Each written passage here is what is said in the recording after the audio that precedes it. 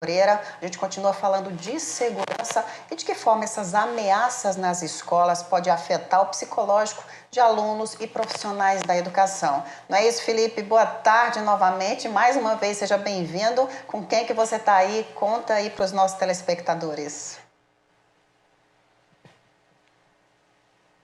É isso aí, Luciane Souza. Boa tarde a todos que estão em casa. Pois é, estou aqui com o psicólogo Igor Madeira. Ele vai explicar para a gente entender como funciona o comportamento desses alunos, dessas pessoas que fazem esses crimes, né, esses assassinatos nas escolas, essas ameaças também via internet. Ele que vai explicar tudo para a gente.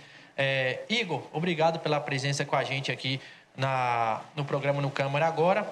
Diante dos números de ameaças e invasão em escolas e alguns fatos consumados em algumas instituições pelo país, qual a orientação que você poderia dar, o senhor poderia dar para os pais e os estudantes nesse momento tão conturbado, né? Porque são ataques em escolas em todo o país, inclusive teve em Blumenau, a gente teve aqui em Barreiras também. O que pode ser dado de orientação? Boa tarde, Felipe. Boa tarde, Luciane. Boa tarde às pessoas que estão em casa. Orientações nesse momento, elas são necessárias, né? Até porque a escola é um lugar de aprendizagem, a escola é um lugar de oferecer segurança. E a gente tem visto que aqui no Brasil a segurança das escolas estão, de certa forma, comprometidas, né? Hoje, infelizmente, teve um ataque lá no estado do Goiás também, e isso tem se intensificado. Então, a primeira coisa que os pais, né, professores, né, diretores, equipe pedagógica do colégio precisa fornecer é segurança. Então, nesse primeiro momento, todo cuidado necessário em relação à vigilância da entrada dos alunos na escola, o monitoramento de quem entra é um requisito primordial para fornecer segurança psicológica. A gente estava até falando aqui nos bastidores, né, que a gente corre o risco da intensificação desses ataques fazer com que as pessoas fiquem com medo de ir às escolas, né? As crianças, adolescentes não queiram mais ir à escola. Mas a gente precisa tranquilizar, né? Dizer que tudo vai ocorrer bem, né, que isso são casos isolados, que, né, pela porcentagem ainda é baixa da quantidade de escolas de atentados que ocorrem. Então, os pais e a equipe pedagógica precisam oferecer segurança psicológica, reduzir a ansiedade, reduzir o medo e, principalmente, comportamento de vigilância. Igor, na sua opinião, se gera esse burburinho de WhatsApp, né? Porque sempre gera, inclusive... várias escolas do país aí, tem aquele burburinho que vai acontecer o ataque, aquelas ameaças. O que você poderia sugerir de informação e de orientação para esses casos assim? Como se comportar? Porque os pais têm os seus filhos que estão na escola, eu sou pai, eu tenho meu filho. A partir do momento que eu sei que pode ter alguma coisa lá na escola, como eu deveria me comportar? É nesse momento que a gente está vivendo, em que os ataques estão no ápice, né? Qualquer tipo de ameaça precisa ser levado a sério. Claro que aqui no Brasil muita gente vai usar esse critério de ameaça para poder gerar algum tumulto na escola, mas isso precisa ser levado a sério. Então, se houve alguma mensagem vazada de algum estudante, alguma pessoa dizendo que vai atacar na escola, então qualquer vigilância é importante. É natural a gente sentir esse medo mesmo, porque a gente está numa situação imprevisível, a gente não tem controle, a gente não sabe quando isso pode acontecer, mas isso precisa ser levado a sério. Semelhante ao caso de suicídio, quando a pessoa diz que vai cometer suicídio, ela não está fazendo isso para chamar a atenção, ela está fazendo isso porque ela pode fazer.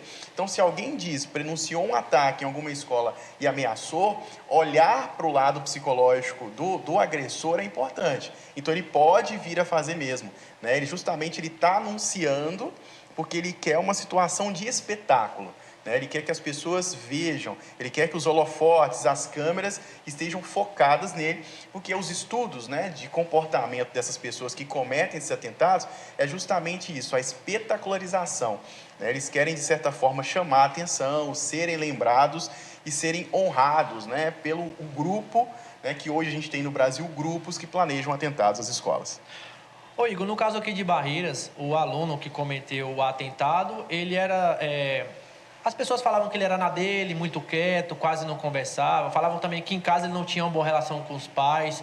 Nesse dia a dia, dentro de casa, como que os pais devem agir para evitar que os filhos tenham esse comportamento? Eu costumo dizer que os filhos são reflexo da família e reflexo da sociedade, Então, se esses comportamentos de agressões às escolas ocorrem hoje, é reflexo de uma sociedade que a gente está tendo no Brasil ultimamente, de que tudo se resolve com a violência. né? Então a gente quer resolver tudo na base da violência e não na base do diálogo. Então a primeira coisa que os pais precisam fazer é observar o comportamento dos seus filhos.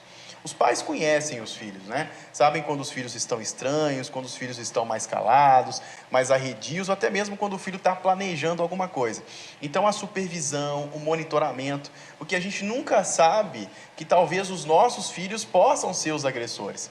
Então, nesse momento, é muito importante contar com o auxílio dos pais para o monitoramento de redes sociais, né? Observar se tem algum objeto estranho, né? Faca, touca, máscara, objetos típicos que essas pessoas utilizam. Então, a gente só vai conseguir reduzir os ataques às escolas na medida em que a gente for na base disso. E qual é a base? Supervisão de comportamento. Para a gente finalizar aqui, em poucas palavras, a escola e os pais têm que estar sempre juntos, né? Sim, de certa forma, né, é até interessante a escola fazer uma reunião com os pais e criar um plano de prevenção, principalmente comportamental. Né, fazer uma avaliação do comportamento dos estudantes da escola, traçar o perfil dos estudantes, os professores que estão em sala sempre vigiando, né, os alunos, sabe aquele aluno que tem um comportamento esquisito, um comportamento mais agressivo e principalmente ficar de olho. Qualquer comportamento, qualquer fala de ameaça tem que ser escutada com atenção, porque infelizmente pode vir a virar um ataque. Igor, obrigado por sua participação. Luciane, volto nos estúdios com você aí, mas que a gente possa falar e ter dias melhores, né? A princípio aí, a psicologia e como as pessoas se comportam, principalmente essas pessoas